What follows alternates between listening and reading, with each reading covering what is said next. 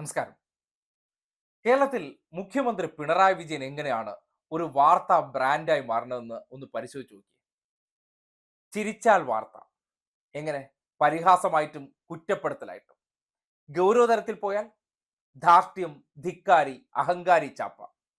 ഇനി അദ്ദേഹം മൈക്കിനോട് സംസാരിക്കുമ്പോൾ മൈക്ക് കേടായ മൈക്കിന് പോലും അദ്ദേഹത്തിന്റെ അടുത്ത് എതിർപ്പാണ്, മൈക്കിന് പോലും അദ്ദേഹത്തോട് വിയോജിപ്പാണ്, അല്ലെങ്കിൽ മൈക്കിന് പോലും അദ്ദേഹത്തിന് താല്പര്യമില്ല എന്ന രീതിയിലുള്ള പ്രചരണങ്ങൾ നിങ്ങൾ കേൾക്കാൻ പറ്റും. നടന്നാൽ കുറ്റം, ഇരുന്നാൽ കുറ്റം, ഭക്ഷണം കഴിച്ചാൽ കുറ്റം, അങ്ങനെ എന്ത് ചെയ്താലും കുറ്റം. ഇത്രയും കാലം പിണറായി വിജയൻ ചിരിക്കാത്ത ധാർഷ്ട്യക്കാരനായിരുന്നു.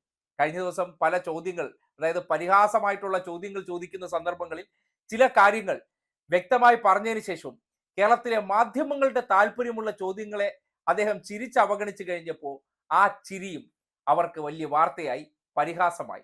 ഇന്നലകളിൽ ധാർഷ്ട്യക്കാരൻ, ധിക്കാരിയായ പിണറായി എല്ലാം മാറി. ഇന്നിപ്പോ വേറൊരു അർത്ഥത്തിൽ ആ ചിരിയെ പരിഹസിക്കുന്ന തരത്തിലുള്ള വാർത്തകൾ സൃഷ്ടിക്കുന്ന വ്യഗ്രത കാണണം. ഇതാണ് പറയുന്നത്. മറ്റൊരു രാഷ്ട്രീയക്കാരനും നേരിടേണ്ടി വരാത്ത തരത്തിലുള്ള മാധ്യമ വേട്ട പിണറായി വിജയനെതിരെ ഒളിഞ്ഞും തെളിഞ്ഞും നടക്കുന്നുണ്ട്. എന്തുകൊണ്ടെന്നാൽ അവർ ഉദ്ദേശിക്കുന്ന തരത്തിൽ വഴങ്ങിക്കൊടുക്കാത്ത ഒരു കമ്മ്യൂണിസ്റ്റ് നേതാവാണ്.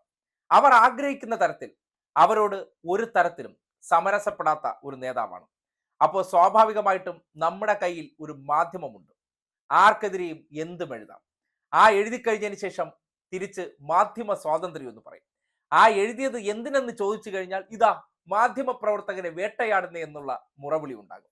ഇങ്ങനെ ചില കവചങ്ങൾക്കുള്ളിലിരുന്ന് വായിൽ തോന്നുന്നത് പോലെ ഒരു വ്യക്തിക്ക് മേൽ ചാപ്പ കുത്തുന്നവർ ആരാണെന്ന് ഈ അടുത്തിടങ്ങളിലെ വാർത്തകൾ ഒന്ന് പരിശോധിച്ച് നോക്കിയാൽ മതി.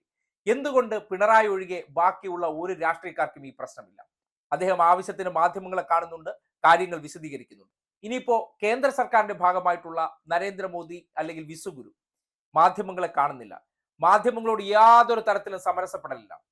ആർഭാടപൂർവമായ ജീവിതം, ധിക്കാരം, ധാർഷ്ട്യം എല്ലാം വാരി വിതറിക്കൊണ്ട് അഭിനയ ചക്രവർത്തിയായിട്ട് അദ്ദേഹം വിഹരിക്കുകയാണ്. ഇതുപോലത്തെ എന്തെങ്കിലും വാർത്തയുണ്ടോ? ഒരു വാർത്തയില്ല. ഏതെങ്കിലും തരത്തിലുള്ള അദ്ദേഹത്തെ ഫോട്ടോഷൂട്ടിന് ട്രോളുണ്ടോ? ട്രോളും ഇല്ല. അതെല്ലാം നല്ലതാണ്. അതിനെയെല്ലാം പാടിപ്പുകഴ്ത്തും. അതിനെല്ലാം പ്രത്യേക മധുരം പുരട്ടിയ വാക്കുകളിലൂടെ പോസിറ്റീവായിട്ട് ആൾക്കാരുടെ മുന്നിലേക്ക് വിതറിക്കൊടുക്കും. ഈ ഒരു പ്രവർത്തനം സാധാരണക്കാരനായിട്ടുള്ള മനുഷ്യർക്ക് ഇനിയെങ്കിലും മനസ്സിലാക്കിക്കൂടെ? അത് പറയേണ്ടി വന്നത്, ഒരു വ്യക്തിക്ക് സ്വന്തം സ്വഭാവ ഗുണം പുറത്ത് പ്രകടിപ്പിക്കണമെന്നുണ്ടെങ്കിൽ ഈ നാട്ടിലെ മാധ്യമങ്ങളുടെ സർട്ടിഫിക്കറ്റ് വേണം.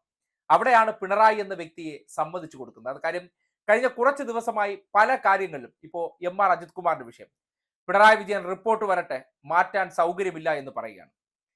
ഒരു വ്യക്തിയുടെ ക്വാളിറ്റി എന്താണ്, നിലപാട് എന്താണെന്ന് കൃത്യമായി ബോധ്യപ്പെടുത്തുന്ന ഒരു സാഹചര്യമാണ്. അതായത് അജിത് കുമാറിനെ ഇപ്പൊ മാറ്റും, ദേ മാറ്റി, നാളെ മാറ്റും, ഉടനടി മാറ്റും എന്നുള്ള കഥകൾ പറയാൻ തുടങ്ങിയിട്ട് കുറെ കാലമായി.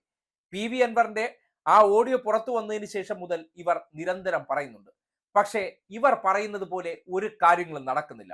സ്വാഭാവികമായിട്ടും നമ്മുടെ വാർത്തകൾ പൊളിയുന്ന സാഹചര്യം എത്തുമ്പോൾ എന്ത് ചെയ്യണം? ആ നടപടി എടുക്കാത്ത ആൾക്കെതിരെ മോശം നമ്മൾ പ്രചരിപ്പിക്കണം, അല്ലെങ്കിൽ വാർത്ത എന്ന പേരിൽ അയാളെക്കുറിച്ച് അവഹേളനങ്ങൾ വിളിച്ചു പറയണം. കാര്യം ഒരു ഭരണാധികാരി എന്ന നിലയ്ക്ക് ചട്ടങ്ങൾക്കും നിയമങ്ങൾക്കനുസൃതമായി ചില തീരുമാനങ്ങൾ എടുക്കാൻ അദ്ദേഹം വെയിറ്റ് ചെയ്യുമ്പോൾ അത് ഞങ്ങളുടെ രീതികൾക്കനുസരിച്ച്, അല്ലെങ്കിൽ മാപ്ര എക്സ്ക്ലൂസീവിനും മാപ്ര ഇമ്പാക്റ്റിനും വേണ്ടി അദ്ദേഹം തീരുമാനങ്ങൾ എടുക്കാത്തത് കൊണ്ട് എന്ത് ചെയ്യും? ആക്ഷേപിക്കും. വേണമെങ്കിൽ പിണറായി വിജയനല്ല, കേരളത്തിലെ വേറെ ഒരു നേതാവും ഇത്തരത്തിലൊരു തീരുമാനം എടുക്കില്ല എന്ന് തറപ്പിച്ച് പറയാം. കാര്യം ഞാൻ ഈ തീരുമാനം എടുത്തില്ലെങ്കിൽ നാളെ എൻ്റെ പേരിൽ എന്തെല്ലാം വാർത്ത വരും.